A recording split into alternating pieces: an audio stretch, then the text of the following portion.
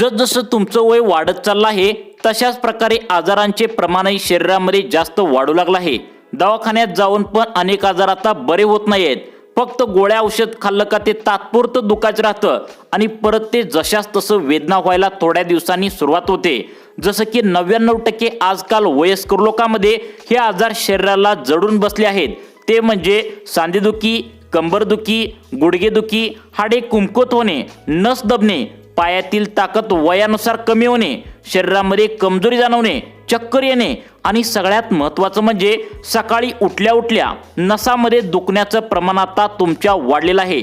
2025 मध्ये झालेल्या एका सर्व्हेनुसार वयाच्या 60 नंतर जवळपास 70% लोकांमध्ये या महत्त्वाच्या आजारांचं प्रमाण वाढू लागलं आहे आणि यासाठी आपण डॉक्टरकडे गेलो तर या आजारावर तात्पुरती गोळ्या औषधं देऊन तुम्हाला घरी पाठवलं जातं आणि आपल्याकडून पैसे जास्त या ठिकाणी घेतले जातात, परंतु ठामपणे यावर कोणताही उपाय आजपर्यंत काम करू शकला नव्हता।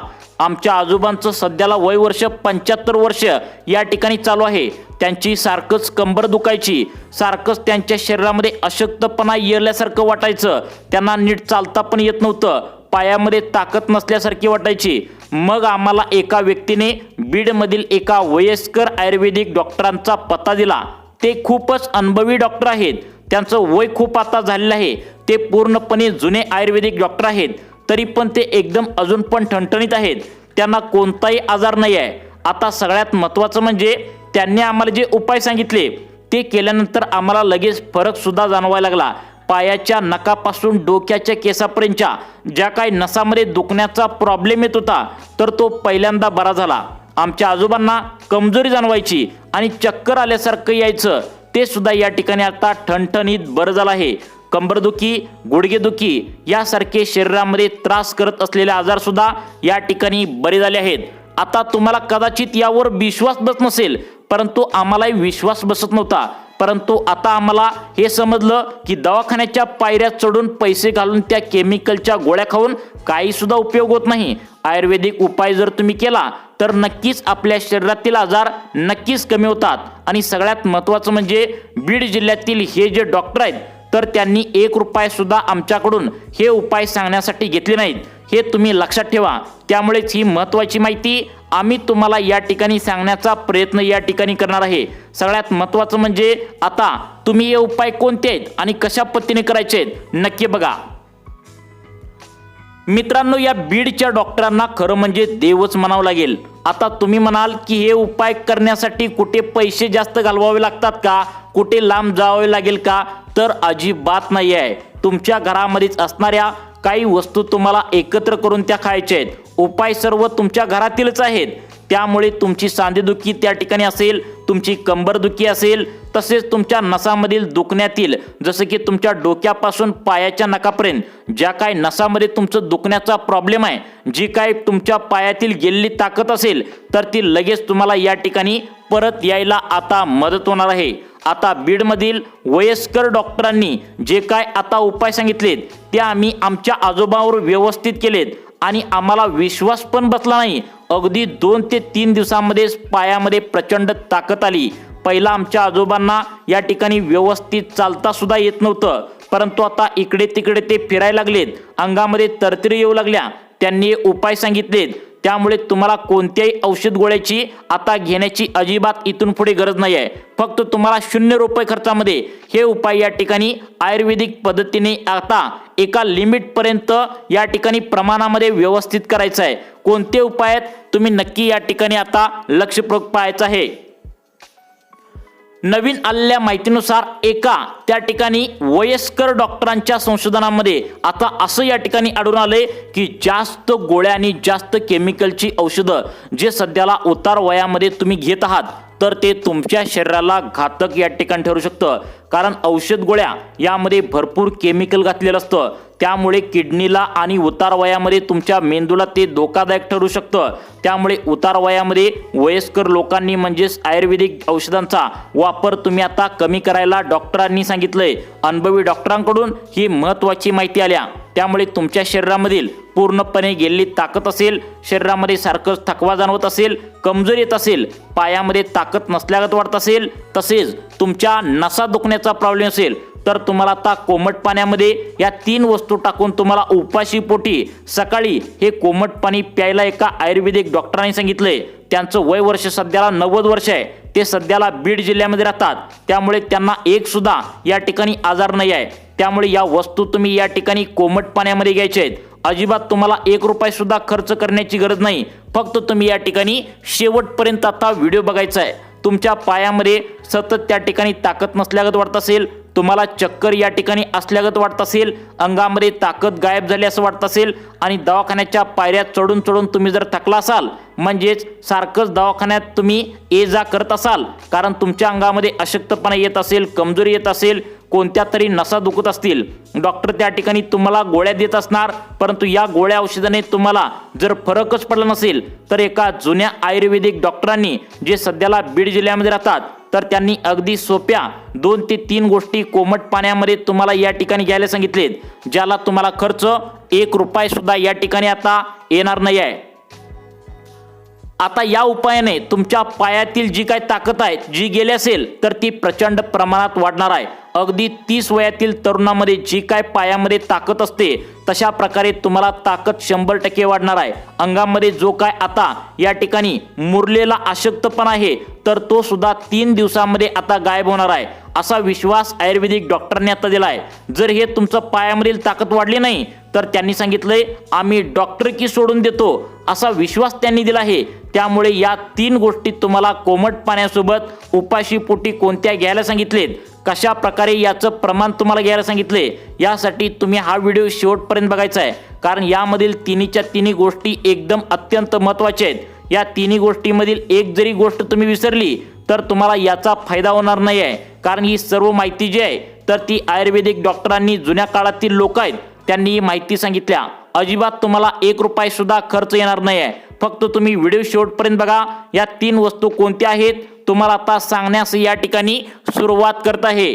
सांधेदुखी, कंबरदुखी, आता या ठिकाणी हाडे मजबूत, नसा दबणे, सर्व आजार या ठिकाणी नीट होणार आहे।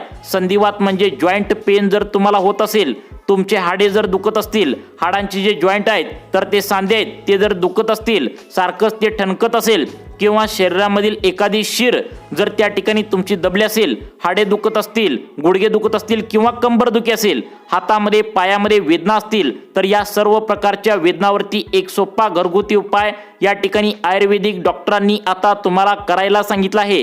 हा पूर्णपणे आयुर्वेदिक प्राचीन उपाय आहे, आयुर्वेदामध्ये लिहून ठेवलेला हा उपाय आहे। यामध्ये आपण हे उपाय तुम्हाला सांगणार आहे। साहित्य आपल्या घरामध्येच आहे, त्यामुळे आपल्याला 1 रुपया सुद्धा खर्चायची गरज नाही, परंतु याचं प्रमाण या वस्तूंचं तुम्हाला माहिती पाहिजे। जर याचं योग्य प्रमाण जर तुम्हाला माहिती नसेल, तर तुमच्या शरीराला फायदा होण्याऐवजी तोटा होऊ शकतो। पहिली जी वस्तू या ठिकाणी तुम्हाला सांगितल्या ती कोणती आहे आता पाहू शकता। आता या ठिकाणी पहिली वस्तू सांगितल्या काळी मिरी। सर्वांनी लक्ष देऊन बघा। पहिली वस्तू तुम्हाला लागणार आहे ती म्हणजे काळी मिरी लागणार आहे। आता या काळी मिरीचे मोजून तुम्हाला 3 ते 4 दाणे आपल्याला घ्यायचे आहेत। बघा, ते व्यवस्थित बारीक करून तुम्हाला कुटून घ्यायचे आहेत। लक्षात ठेवा, फक्त 3 ते 4 दाणे काळी मिरीचे तुम्हाला घ्यायचे आहेत। जास्ती जर तुम्ही काळी मिरीचे दाणे घेतले, तर त्याचा फायदा तुमच्या शरीराला अजिबात होणार नाही आहे। त्यामुळे सर्वांनी लक्ष देऊन बघायचं आहे। यामध्ये जे उपाय आम्ही तुम्हाला सांगण्यात आले आहेत, तर ते पूर्णपणे आयुर्वेदामध्ये लिहून ठेवले आहेत आणि त्याचप्रमाणे आपण उपाय करत आहोत। लक्षात ठेवा, पहिला पदार्थ आता तुम्हाला या ठिकाणी लागणार आहे तो म्हणजे काळी मिरी। आता काळी मिरीचे फक्त 3 ते 4 दाणे तुम्हाला या ठिकाणी घ्यायला सांगितलंय।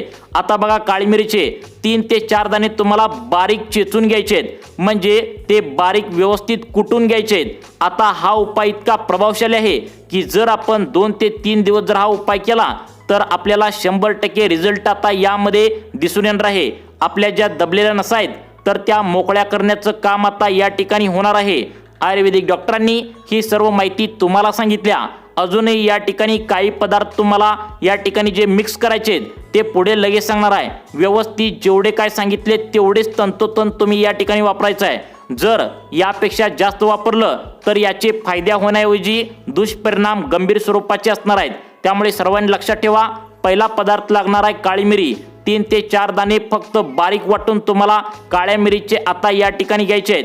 आता दुसरा पदार्थ लागणार आहे तो म्हणजे आता आलं। ज्याला आपण अद्रक देखील म्हणतो। आता बघा अद्रकाचा एक छोटा तुकडा या ठिकाणी तुम्हाला घ्यायचा आहे आणि तो बारीक चेचून घ्यायचा आहे। आता या अद्रकाचा तुकडा बारीक चेचून तुम्ही घेतला। तुम्ही या अद्रकाचा छोटासा तुकडा काय करायचा आहे तर घरातील किसणीने किसून तुम्ही घेऊ शकता। फक्त 3 दिवस हा उपाय केल्याने तुम्हाला सर्वच्या सर्व गुडघेदुखी, कंबरदुखी, तुमच्या शरीरामधील ज्या नसा आहेत तर त्या मोकळ्या या ठिकाणी आता होणार आहेत। आता या सर्व मिक्स कसं करायचं आणि पुढचा पदार्थ काय सांगण्यात आलाय बघा। आता बघा लक्षात आलं का बघा या ठिकाणी आता आलं तुम्हाला घ्यायचं आहे। काळी मिरी आलं आपण बारीक करून घेतल्या। त्यानंतर आता आपण या ठिकाणी आलं किसून घेतलं। एकदम छोटासा तुकडा तुम्हाला घ्यायचा आहे आणि तो किसणीने किसून घेतला पाहिजे। या आल्यामध्ये आणि काळी मिरीमध्ये आपल्या नसा जास्त तर या ठिकाणी मोकळ्या करण्याचे सामर्थ्य जबरदस्त भरलेलं असतं, आयुर्वेदामध्ये सांगण्यात आलंय। मग आता त्यानंतरचा पुढचा उपाय काय करायचा आहे बघा। आता बंद पडलेल्या अडकलेल्या ज्या काय आपल्या नसा आहेत तर त्या मोकळ्या करण्याचं काम आता हे करत असतं। हाडांना मजबूत करण्याचं काम हे करत असतं। हाडामध्ये जे काय वंगण असतं तर ते व्यवस्थित करण्याचं काम आलं आणि काळी मिरी करत असतं। आता त्यानंतर तिसरा वस्तू लागणार आहे यामध्ये, ती म्हणजे 1 ग्लासभर तुम्हाला आता दूध लागणार आहे। 1 ग्लासभर दूध तुम्हाला आता या ठिकाणी घालायला यामध्ये सांगितलंय। तुमच्या लक्षात आलं का बघा। बघा 3 ते 4 काळी मिरी आपण घेतल्या, त्या व्यवस्थित बारीक कुटून घेतल्या। त्यानंतर थोडंसं अद्रक म्हणजेच आलं घेतलं, ते व्यवस्थित थोडंसं बारीक किसून घेतलं आणि दोन्ही मिश्रणामध्ये 1 ग्लास दूध त्या ठिकाणी टाकलं। आता हे काय करायचं आहे ते तुम्हाला सांगणारच आहे, परंतु पुढचा उपाय या ठिकाणी तुम्हाला आता सांगत आहे। तर ते म्हणजे तिन्ही मिक्स झाल्यानंतर तुम्ही या ठिकाणी गॅसवरती चालू करून या ठिकाणी ठेवायला सांगितलंय। आता बघा सगळ्यात महत्त्वाचं म्हणजे अजिबात जास्त तुम्ही हे गरम करू नका। 5 मिनिटे तुम्हाला हे गरम करायचं आहे, जास्त अजिबात नाही आहे। थोडंसं उकळलं का याचा पूर्ण जो अर्क आहे म्हणजे काळी मिरीचा अर्क, आता या अर्कात अद्रकाचा अर्क, दूध, हे तिन्ही व्यवस्थित तुम्हाला या ठिकाणी पातेलात त्या ठिकाणी आता तापवायचं आहे। त्याशिवाय आपली गुडघेदुखी, कंबरदुखी, पायामध्ये ताकद असेल किंवा इतर जे काय हाडामधील प्रॉब्लेम असेल, जसे की तुमच्या नसा बंद पडल्या असतील किंवा कमजोर तुम्हाला वाटत असेल तर यासाठी हा चांगला उपाय म्हणून त्या ठिकाणी काम करणार आहे। तुम्ही शेवटपर्यंत व्हिडिओ बघायचा आहे। अर्धवट व्हिडिओ सोडून जाणाऱ्यांना व्यवस्थित माहिती समजणार नाही, त्यामुळे उपाय या ठिकाणी तुम्हाला करता येणार नाही। त्यामुळे 0 रुपये देऊन आपला उपाय या ठिकाणी घरच्या घरी आता करता येणार आहे। फक्त तुम्ही काय करायचं, व्हिडिओ अर्धवट सोडून जाऊ नका, व्हिडिओ शेवटपर्यंत नक्की बघा, कारण ही माहिती सर्व आयुर्वेदामध्ये आता लिहून ठेवल्या। बीडमधील एका 90 वर्ष आयुर्वेदिक डॉक्टरांनी ही सर्व माहिती तुम्हाला खास करून आता सांगितली आहे, त्यामुळे लक्ष देऊन बघा। आता या ठिकाणी आलं लक्षात आलं का बघा। त्या 4 काळी मिरी आपण कुटून घेतलेत, आलं घेतलंय म्हणजे आलं सुद्धा या ठिकाणी अद्रकाचा तुकडा किसून घेतलाय। त्यानंतर अद्रक आपण त्या ठिकाणी व्यवस्थित किसलंय। त्यानंतर 1 ग्लास दूध त्यामध्ये व्यवस्थित पातेल्यामध्ये हलवून या ठिकाणी घातलंय, गॅसमध्ये ते ठेवलंय। तर 1 ते 2 उकळे आल्यानंतर अजून यामध्ये काय काय मिक्स करायचं ते पण तुम्हाला पुढे लगेच सांगणार आहे। तसेच यामध्ये आता तुम्ही काय करायचं आहे, कोणत्या वेळेत तुम्हाला घ्यायचं आहे हे सुद्धा तुम्हाला पुढे समजणार आहे, कारण योग्य वेळ जर तुम्ही हे घेतलं नाही तर तुम्हाला यामध्ये काही फायदा आता होणार नाही, हे तुम्ही लक्षात ठेवा। त्यामुळे कोणत्या वेळेला तुम्हाला घ्यायचं आहे हे पाहण्यासाठी व्हिडिओ शेवटपर्यंत नक्की बघा। त्यानंतर आपण काय करायचं आहे, आपलं काळी मिरी त्या ठिकाणी कुटून या ठिकाणी 4 काळी मिरी तुम्ही घेतलेल्या आहेत। आता आलं बारीक किसून घेतलंय, त्यामध्ये 1 ग्लास दूध आपण टाकले, ते उकळवायला आपण ठेवलेलं आहे। आता काय करायचं आहे, उकळल्यानंतर त्याला थोडंसं कोमट होण्यासाठी 5 मिनिटे गॅस बंद करून ठेवा आणि त्या ठिकाणी गार होण्यासाठी ते ठेवायचं आहे।